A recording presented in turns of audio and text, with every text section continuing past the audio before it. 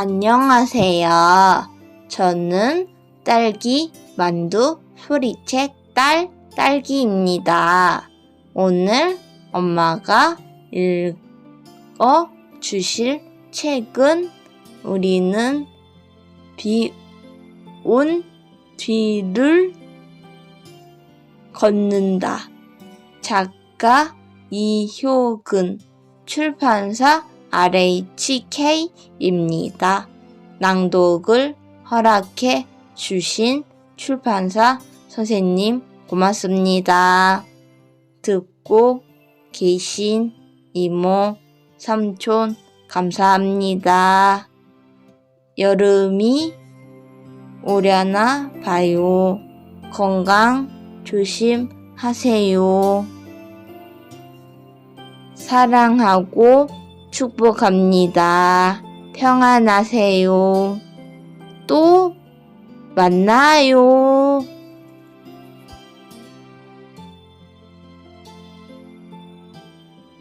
안녕하세요. 저는 딸과 함께 책 읽는 엄마 소리책입니다. 이효근님은 고려대 의대를 졸업하신 지금은 도시 외곽에 정신병원을 개업하고 계시는 정신과 선생님입니다.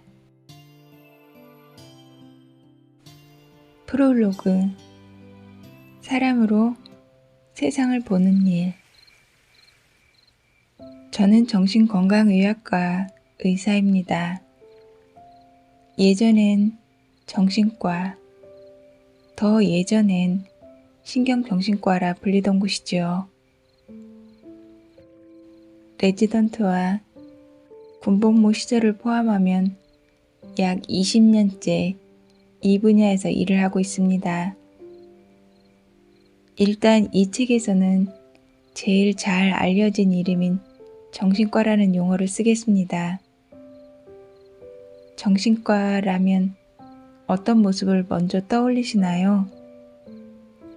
의자에 누워 어린 시절 이야기를 하는 환자와 그 머리맡에서 이야기를 듣고 있는 은발의 의사를 떠올리는 분도 있을 것입니다. 쇠창살이 달린 음침한 병동 속 어딘가 기괴해 보이는 환자와 냉정한 얼굴의 의사를 떠올리는 분도 있겠죠. 우울증은 더 이상 낯설거나 심각한 질환이 아니며 마음의 감기라는 별명처럼 약물과 상담으로 극복하면 된다는 이야기를 떠올리는 분도 계시겠죠. 안타깝지만 최근 자주 보도되고 있는 정신과 환자 관련 범죄를 떠올리는 분도 있을 것입니다. 사실 그 모든 일이 정신과의 모습이 맞습니다. 다수간의 과장까지를 포함해서요. 정신과에서는 긴 시간에 걸쳐 정신분석 치료를 하기도 하고 살면서 만나는 문제들 때문에 생기는 불면증이나 우울증 같은 질환에 대해 약물과 상담을 병행한 치료를 하기도 합니다. 아동기의 여러 발달장애 문제에 관한 상담도 하고 세월호 사건 같은 심대한 사회적 재난으로 인한 트라우마를 다루는 것도 정신과의 몫입니다. 공황장애, 조울증, 적응장애 같은 정신과 질환의 이름은 이제 매스컴을 타고 널리 알려지기도 했지요. 저는 그 중에서도 만성화된 정신질환, 특히 조현병으로 고통받는 분들을 치료하는 일을 합니다. 조현병은 예전엔 정신분열병이라 불렸지요. 외래치료와 상담도 하지만 입원 환자에 대한 약물 치료가 제 주된 업무입니다. 가끔은 정신과가 예전엔 사람 가둬놓는 정신병원 느낌이었는데 요새는 안 그렇죠? 상담 치료하는 곳이잖아요. 라고 말하는 분을 봅니다. 맞습니다. 정신과가 담당하는 영역은 최근 많이 넓어지고 달라졌습니다. 하지만 여전히 조절되지 않는 환청과 망상 등으로 불가피하게 입원 치료가 필요한 분들이 있고 저는 그분들을 주로 맡아 치료합니다. 물론 21세기 대한민국의 정신과 입원 병동은 공포 영화에 나오는 음산한 모습과는 거리가 멉니다. 정신질환을 앓고 있는 환자들의 모습은 우리가 상상하는 풍경과는 굉장히 다릅니다. 그건 그저 편견일 따름이지요. 대부분의 정신과 질환은 조기 발견과 적절한 치료로 호전이 가능합니다. 조현병의 경우도 대부분 약물 치료로 증상이 잘 조절되며 환자들도 일상적인 사회생활을 하며 지낼 수 있습니다. 환자들 중 드물게 만성화되어 장기 입원 치료를 요하는 분들도 있지만 설사 만성 환자라 하더라도 영화나 드라마에 나오는 기이한 모습을 보이는 경우는 매우 드뭅니다. 조현병은 만성질환이라는 점에서 당뇨나 고혈압과 비슷합니다. 잘 관리되면 안전하지만 어쨌거나 오랜 시간 의사와 환자가 협력해 관리하고 조절해야 합니다. 그렇기 때문에 한번 환자와 맺은 인연이 오래갈 수밖에 없죠. 일상에서도 한 사람을 오래 알게 되면 아무리 일로 만난 사이라 하더라도 업무 이상의 것이 보이기 마련이지요. 자기 속마음을 이야기하는 정신과에서는 더더욱 그런 일이 잦습니다. 도심지의 개인 의원이든 변두리의 정신병원이든 정신과에서는 환자의 이야기를 듣고 환자들을 돕습니다. 정신과 의사의 눈과 귀는 진단 도구이자 치료 도구가 됩니다. 정신과에서 의사와 환자의 관계는 일방적이지 않습니다. 정신과 의사는 환자의 이야기를 통해 세상을 배우기도 합니다. 저는 사회 경험의 폭이 좁은 백면 선생이지만 환자들의 눈과 귀를 통해 세상의 이모저모를 보기도 하고 배우기도 합니다. 그러다 보니 환자의 이야기를 듣는다는 것, 그 이야기를 통해서 세상을 본다는 것, 그리고 그 환자들과 함께 세상을 본다는 것에 대해 자주 또 많이 생각하게 되었습니다. 조현병 환자를 치료하는 것은 그의 이야기를 들으며 환청과 망상을 약물로 조절하는 일만 의미하지 않습니다. 때로는 환자가 말소된 주민등록을 새로 만들 수 있도록, 생활고로 어려운 환자가 의료급여를 받을 수 있도록, 환자가 장애인 등록을 할 수 있도록 주선하기도 합니다. 증상이 호전된 환자가 퇴원해 살아갈 복지시설이 주민들의 반대로 건립되지 못하는 광경을 보기도 합니다. 취업이 된 환자가 자신의 병력이 알려져 직장 내에서 왕따를 당하는 모습을 보기도 합니다. 그럴 땐 가끔 사회의 부조리한 편견과 정부의 무신경함에 비분간개합니다. 그러다 보니 제 일은 어떨 땐 공무원 같기도 하고 어떤 땐 사회복지사 같기도 합니다. 떠오르는 많은 생각을 여기저기 적기 시작했습니다. 그러다 보니 책 한 권 분량이 되었고 출간 제의를 받는 일이 생겼습니다. 제안을 받고 생각해 보았습니다. 내 글이 책이 되어야 할 이유가 뭐지?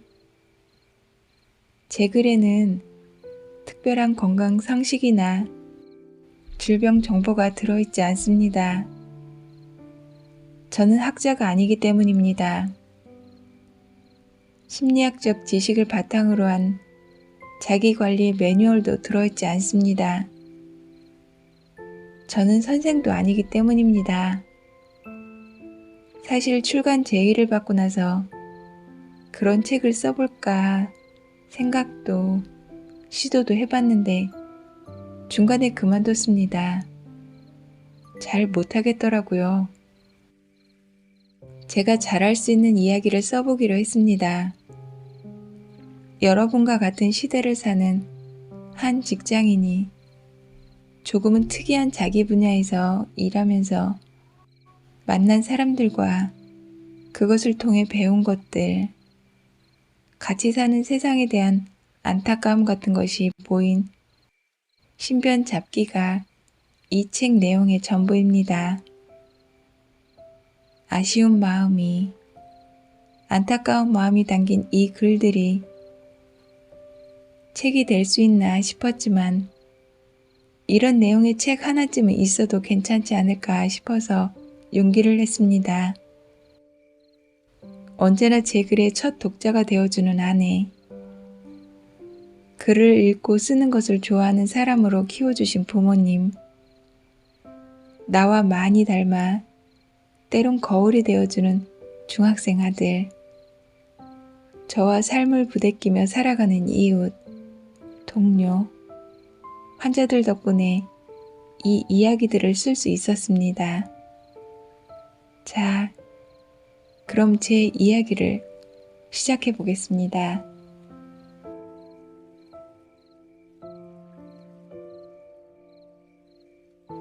그래도 먼저 손 내밀어 주길.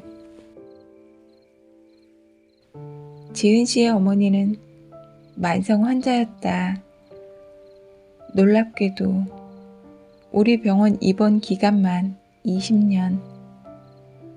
중간에 몇 번의 입퇴원이 있긴 했지만 증상이 호전되어서는 아니었다. 병원 직원 중 아주 신참을 빼곤 그녀를 모르는 사람이 별로 없다. 병원에서 보낸 시간이 길기도 했지만 그 이의 증상이 워낙 심하기 때문이기도 했다. 직업이 정신과 의사라고 이야기하면 사람들의 반응은 얼추 비슷하다. 우리나라도 이젠 다른 선진국처럼 정신과 진료를 부담 없이 받는 분위기죠. 라거나 요새 정신과에서는 약물 치료 말고 상담 치료도 많이 하잖아요. 라거나 정신과가 예전에는 미친 사람 보는 과였는데 요새는 많이 달라졌다고 들었어요. 라거나 뭐 대충 그런 반응들이다. 사실 일부는 맞는 말이기도 하다. 정신과나 정신질환에 대한 사회적 인식은 근래 들어 부쩍 호전되었다. 주위에서도 우울증이 좀 있어서 약을 먹었다거나 정신과 진료를 받은 적이 있다고 이야기하는 사람을 어렵지 않게 볼 수 있다. TV를 틀어보면 우울증이나 강박증, 공황장애로 고통받았으나 적절한 치료와 노력으로 이제는 병을 극복하고 다시 열심히 살고 있다는 연예인들의 고백도 자주 듣는다. TV와 라디오에서는 우울증은 누구나 걸릴 수 있는 마음의 감기일 뿐이라는 공익 광고까지 나온다. 심지어 얼마 전엔 과의 이름도 공식적으로 정신건강의학과로 바뀌었다. 나는 정신과 의사다. 올해로 전문의가 된 지는 16년이고 레지던트 시절을 포함하면 정신과 밥을 20년 동안 먹었다.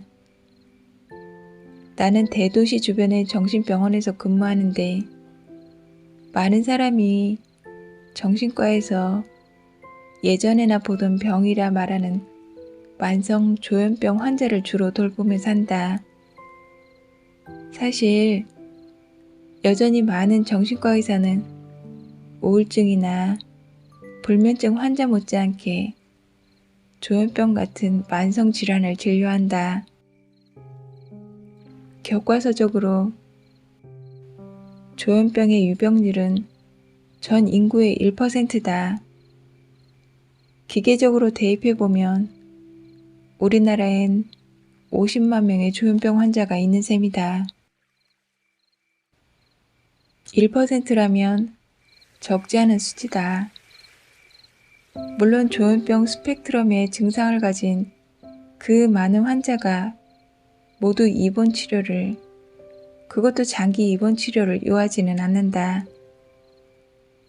대부분 외래로 약물 치료를 하며 사회생활이 가능할 정도로 회복이 된다.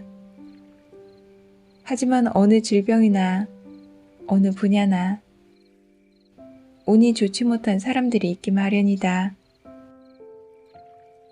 조현병 환자의 일부는 조기 발병하고 이곳저곳에서 치료를 받고 호전과 악화를 반복하다가 결국 만성 장기 환자가 되고 만다. 지은 씨의 어머니가 바로 운이 좋지 않은 경우였다. 지은 씨의 어머니는 결혼 후 지은 씨를 낳고 병이 생겼다. 혼인신고도 하지 않고 살던 남편은 자연스레 그녀를 떠났다.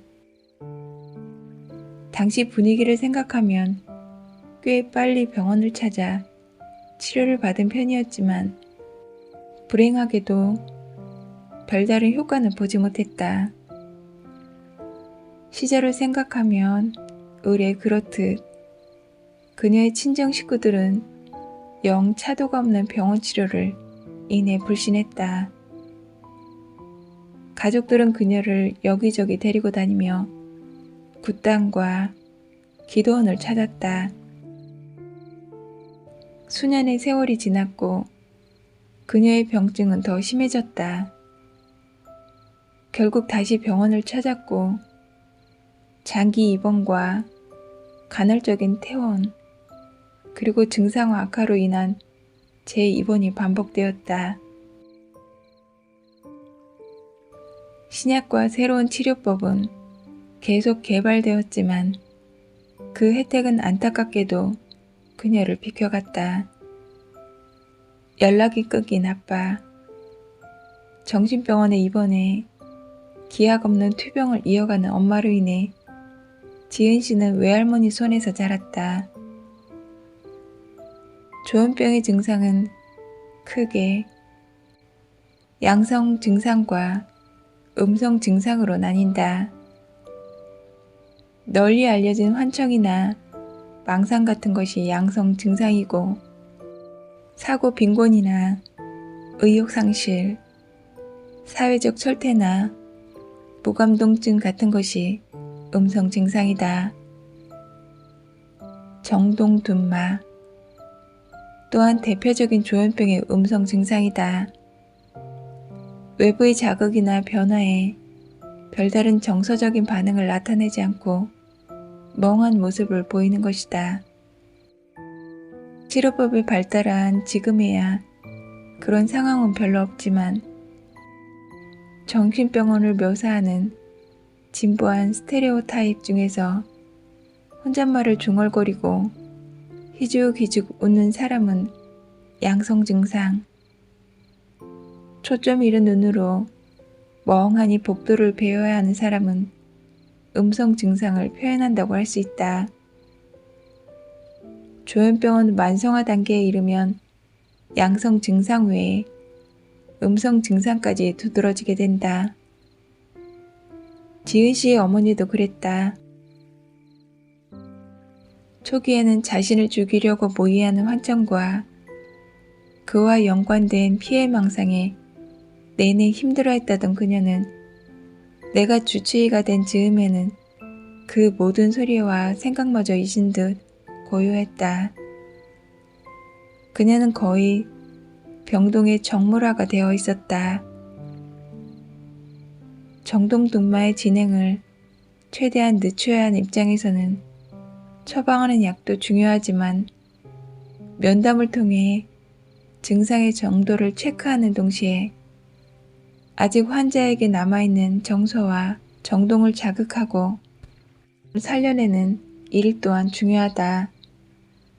간단히 예를 들어 큰 명절이 있고 난 다음의 면담을 생각해보자. 정신과 의사는 환자에게 명절 때 누가 면회 왔었어요? 왔었다면 만나니까 마음이 어땠어요? 오지 않았다면 서운하지 않았어요? 라고 무심한 척 묻곤 한다. 물론 이에 대한 반응은 병의 증세와 개인의 성품에 따라 천차만별이다. 예를 들었던 질문에 대한 모범 답안은 어떤 것일까? 안 왔어요. 마음은 서운했죠.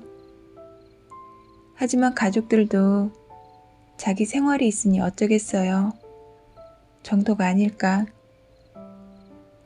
명절 같은 가족 상봉의 시기에 적절한 기대를 하고 있는지, 그 기대가 좌절되었을 때 실망감을 느낄 수 있는지, 그리고 그 감정을 언어로 표현할 수 있는지, 마지막으로 어쩔 수 없는 상황에 대한 현실적 판단을 내리고 있는지를 의사는 환자의 그 간단한 몇 마디를 통해 체크한다.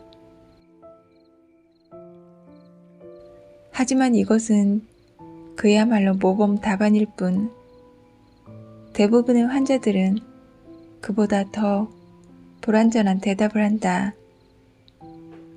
설사 환자가 서운하지 않다고 대답했다 해도 그것은 환자의 여유로운 마음을 보여주기보다는 음성 증상이 많이 진행되어 그에게 남아있는 정동의 분량이 매우 적음을 증명하는 것일 확률이 높다. 하지만 그 반대로 가족의 외면으로 인한 좌절감에 기이한 분노가 너무 커서 수동적 공격적인 태도를 보인 경우일 수도 있다. 자신을 찾아오지 않은 가족의 상황을 이해하지 못하고 화를 내는 환자의 속내는 어떻게 파악하면 좋을까? 주변 사람이나 가족의 형편에 대한 현실적인 판단을 내리는데 환자가 어려움을 겪고 있음을 눈치챌 수도 있겠다. 화를 내는 사람이 차라리 더 건강한 환자일 때도 있다. 때론 슬프게도 명절의 존재와 의미를 잃어버린 사람도 있으니까. 더 슬프게는 가족의 존재 자체를 잊어버린 사람도. 좋아하는 음악을 할 수 있어서 행복해하는 수많은 사람이 있는데 저는 음악이 일이 되어버린 게 끝내 받아들여지지 않았어요. 그래서 항상 벗어나고 싶어 했기에 음악을 할 때면 늘 나 자신과 팬들에게 죄를 짓는 기분이었습니다. 더 이상 그런 기분으로 무대에 서고 싶지 않음을, 이렇게밖에 매짐을 할 수 없는 제 사정을 이해해 주었으면 좋겠습니다. 2017년 8월 공식 홈페이지를 통해 돌연 은퇴를 선언한 밴드 언니네 이발관의 리더 이석원. 그의 노래 가장 보통의 존재의 노랫말은 그야말로 주옥 같아서 어느 한 구절 마음에 와서 꽂히지 않는 부분이 없지만 누군가가 나에게 그래도 한 구절만 꼽아보라고 요청한다면 나는 이 구절을 고를 것이다.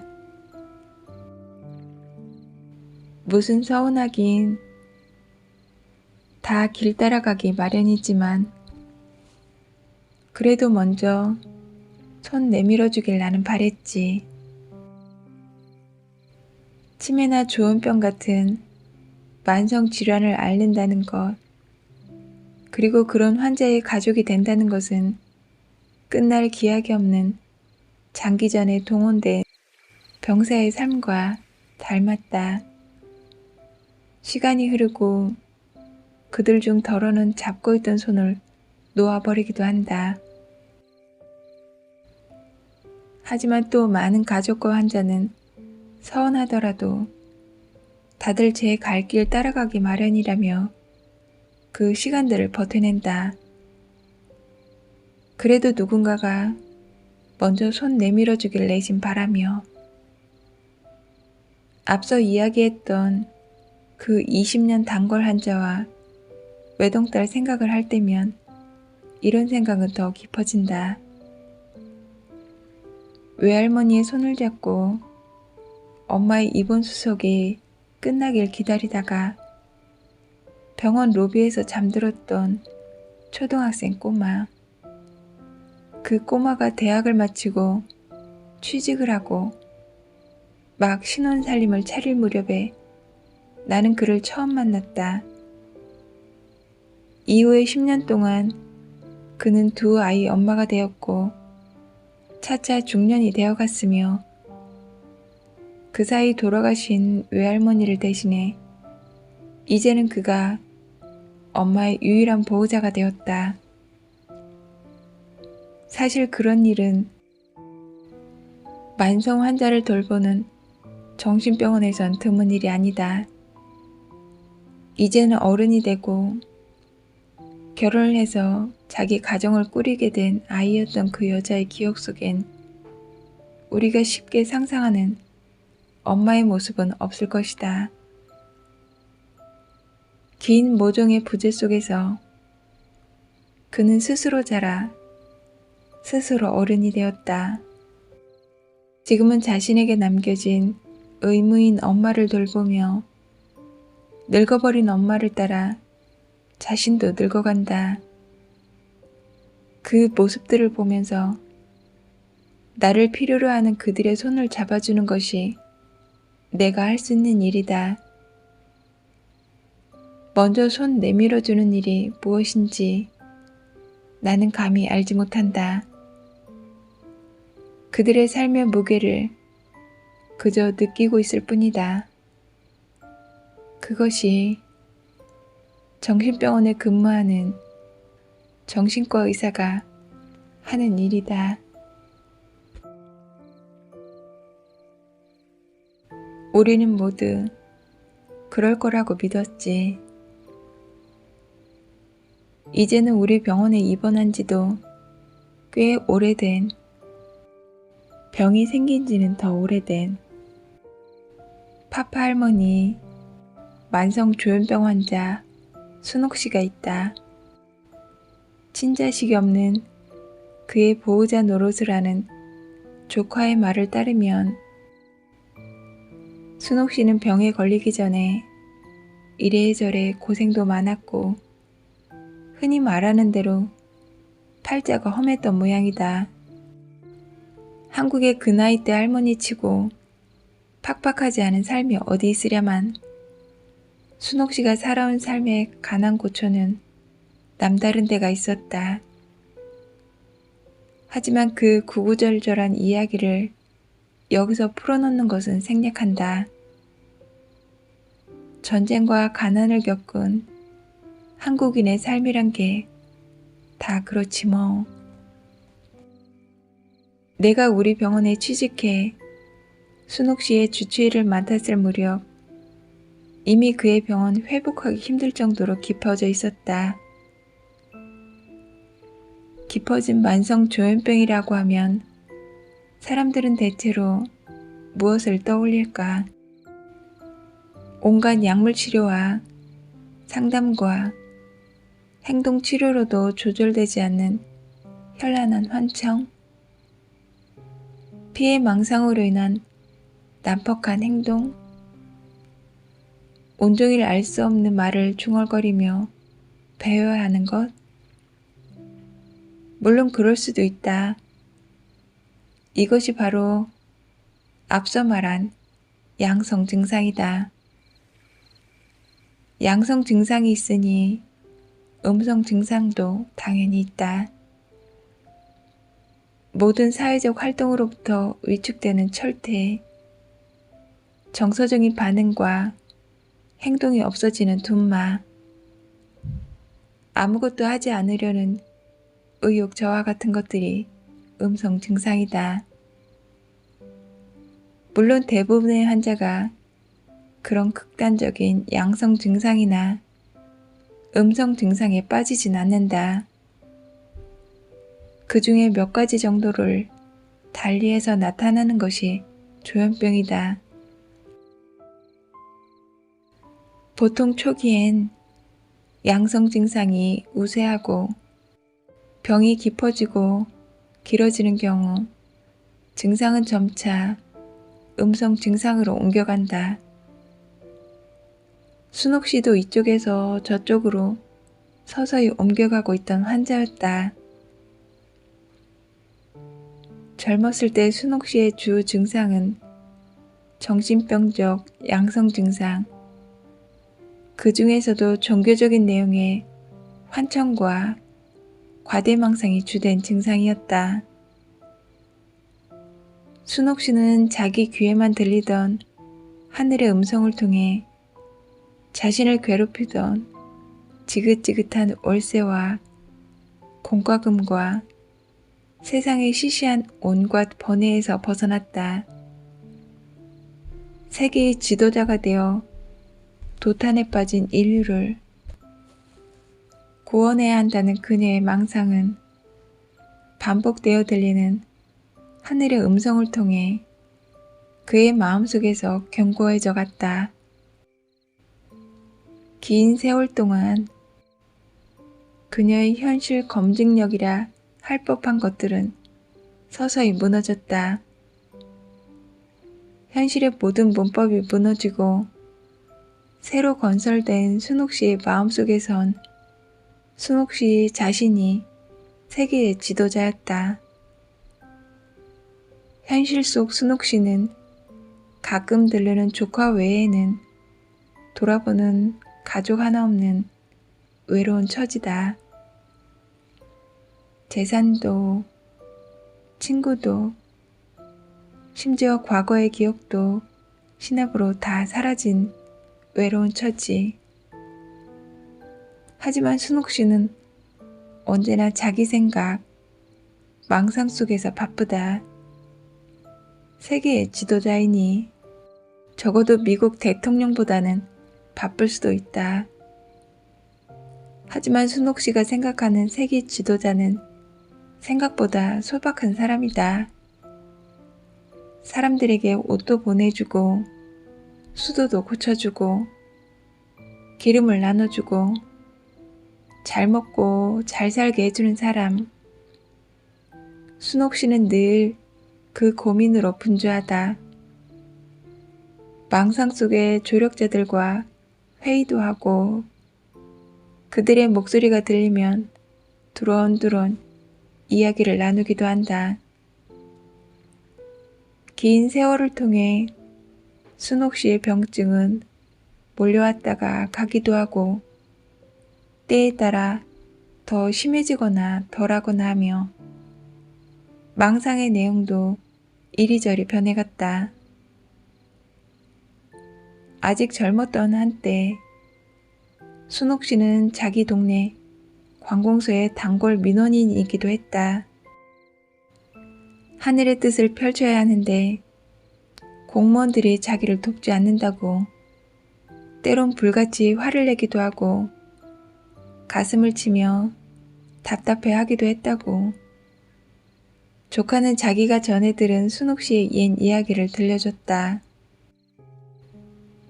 세월이 흘러 나를 만났을 때 즈음에 순옥 씨는 양성 증상의 분량은 점차 줄어들고 그 자리를 음성 증상들이 채워가고 있었다.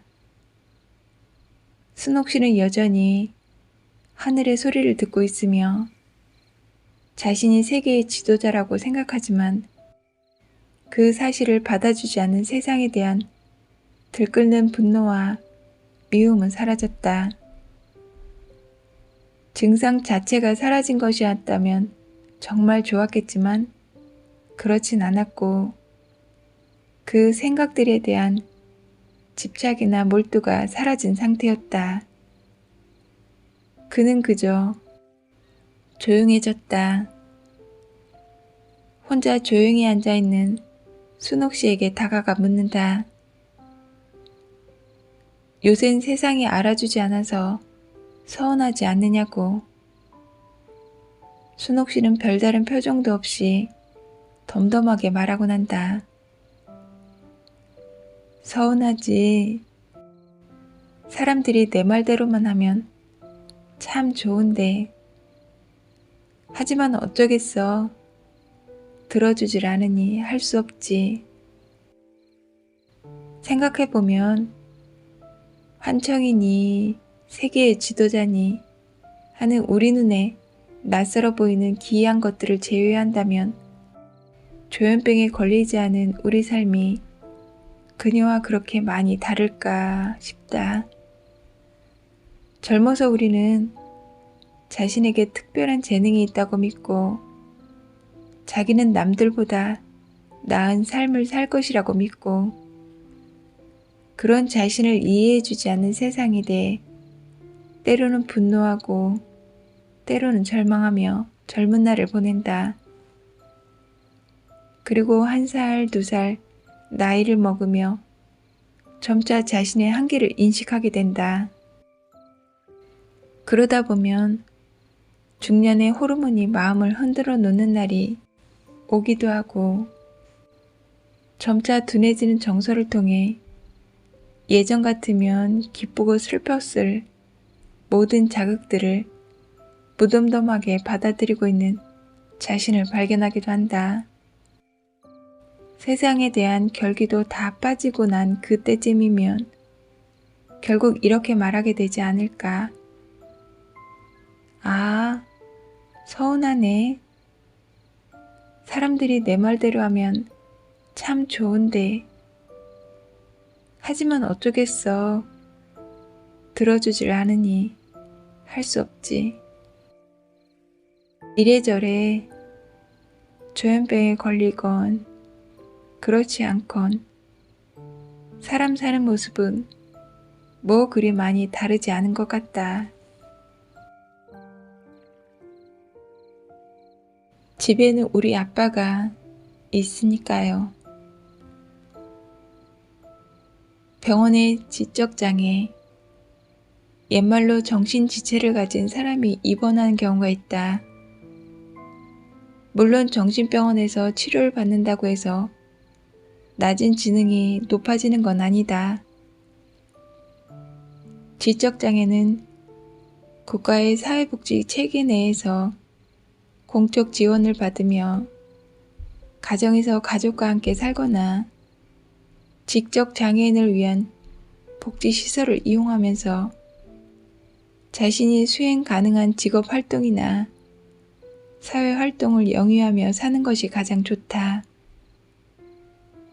지적 장애인이 정신병원에 입원하는 경우는 지적 장애에 동반된 정신병적 증상, 환청이나 망상 등이 있거나 공격성이나 충동성이 지나치게 나타나서 자해 혹은 타해의 위험이 생기는 경우가 대부분이다. 한마디로 지적장애라 하지만 지능이 낮아지는 원인은 그야말로 다양하기 때문에 때로는 조현병, 뇌전증, 옛말로 간질, 기본 장애 등이 지적 장애에 동반되는 경우들이 덜어 있다. 수경 씨의 경우도 그런 경우였다. 지적 장애에 약간의 환청이 있었고 주로는 공격성이 문제가 되었다.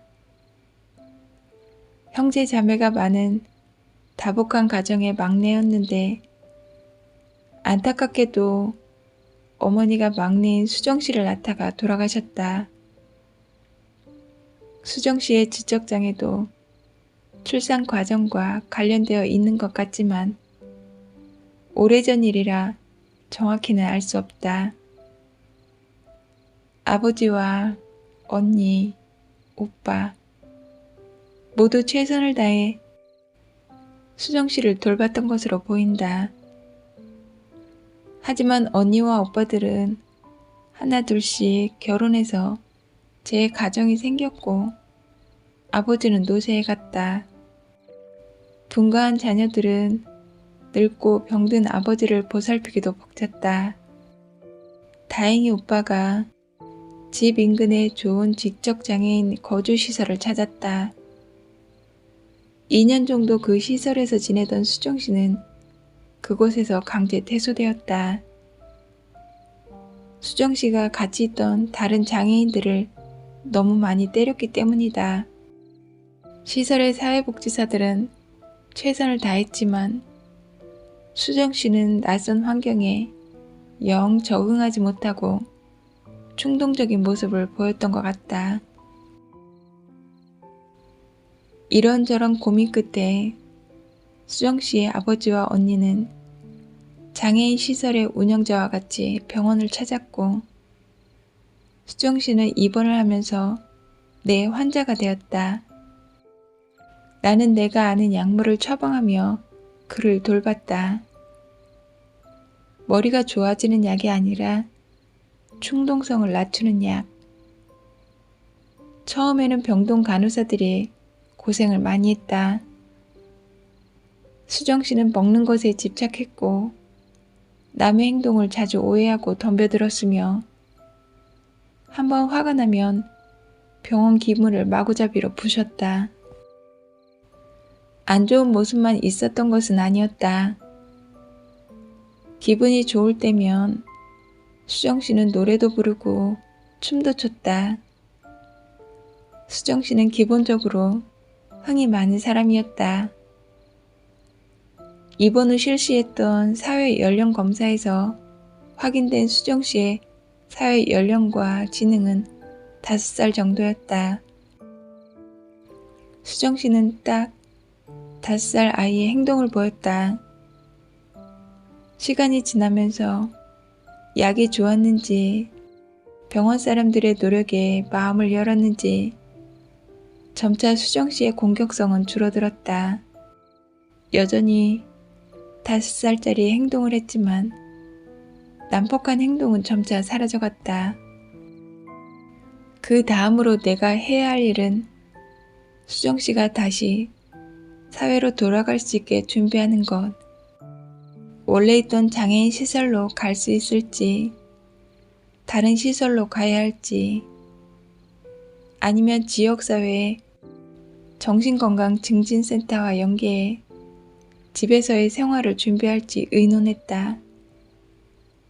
그러기 위해선 일단 실험을 해봐야 한다. 병원에선 잘 적응했더라도 막상 다시 집이나 시설로 돌아가면 돌변할 수 있기 때문이다. 실험은 보통 외출이나 외박으로 한다. 병원 외의 환경에서 환자가 어떤 모습을 보이는지 관찰하는 것이다. 먼저 가족과 함께 반나절 정도의 외출을 시행해봤다. 수정 씨는 사고 없이 잘 돌아왔다.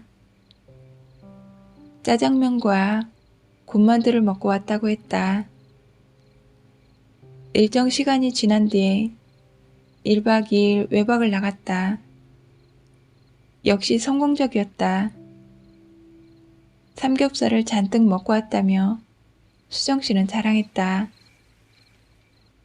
다음 달엔 3박 4일 외박. 장애인 거주 시설도 둘러보고 왔는데 좋아 보였다고. 그곳에서 지내보고 싶다고 했다. 다음엔 일주일 외박을 시행했고, 긴 외박에서 돌아온 수정 씨는 나와 면담실에 마주 앉았다. 일주일 외박 동안 수정 씨는 잘 지냈을까? 나는 묻기 시작했다. 잘 다녀왔어요? 네, 잘 다녀왔어요. 좋았나 봐요. 네, 아주 좋았어요. 뭐가 그렇게 좋았어요? 맛있는 거 많이 먹고 여기저기 구경 다녔어요. 아빠랑 에버랜드도 갔어요. 아, 에버랜드 가셨구나. 잘했어요. 또 집에 외박 가고 싶어요? 네, 또 가고 싶어요. 왜 또 가고 싶어요? 내가 예상한 답은 삼겹살 먹고 싶어서요 정도였다. 그 정도로 수정 씨의 생각은 먹는 것에 꽂혀 있었으니까. 메로나 한 개를 가지고 수정 씨는 옆 사람과 피가 날 정도로 싸웠다.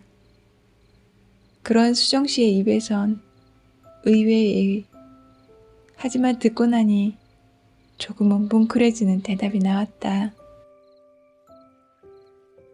집에는 우리 아빠가 있으니까요. 주변에서 딸바보 아빠들을 자주 본다. 수사적인 표현이 아니라 가끔 그들은 정말 바보 같아 보인다.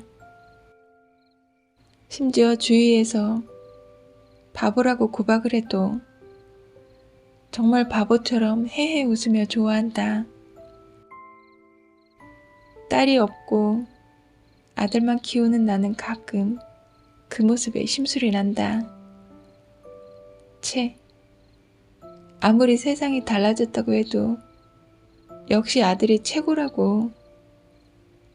딸은 새치만이 재미없을 거야. 치.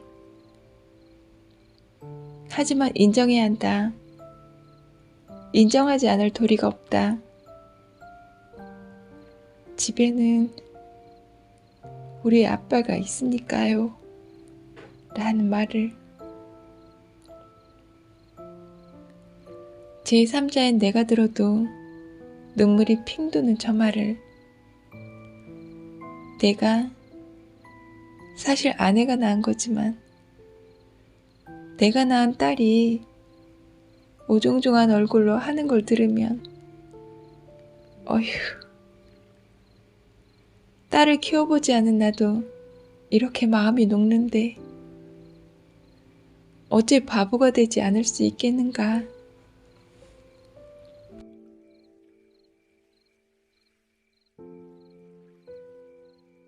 우리는 비온 뒤를 걷는다. 오늘은 여기까지입니다. 이 책은 실화입니다. 그것도 감동 실화. 이 책을 여러분들에게 조심스럽게 권해드리고 싶습니다. 함께 들어주신 여러분 고맙습니다.